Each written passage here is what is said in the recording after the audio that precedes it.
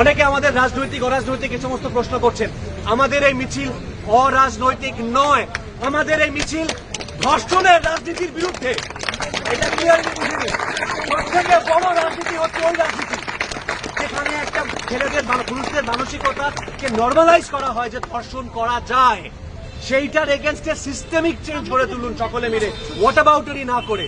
আমার একটাই কথা সবাইকে, এবং এই প্রতিরোধ, এই প্রতিবাদ, এই আন্দোলন চলতে থাকুক, যাতে সারা দেশে এরকম কঠোর আইন প্রণয়ন করা হয়, যাতে ধর্ষণ এবং খুন আগামী দিনে দৃষ্টান্তমূলক শাস্তি পায়।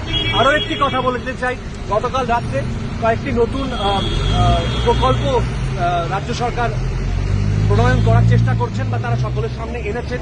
অত্যন্ত স্বাগত পদক্ষেপ, অত্যন্ত ওয়েলকাম পদক্ষেপ। কিন্তু সেখানে আমার একটা প্রশ্ন, সেই প্রশ্নটা হচ্ছে, সেখানে একটি ক্লজ আছে, সেই ক্লজটাতে লেখা আছে মেয়েদের নাইট ডিউটি না দেওয়ার একটা প্রশ্ন আছে।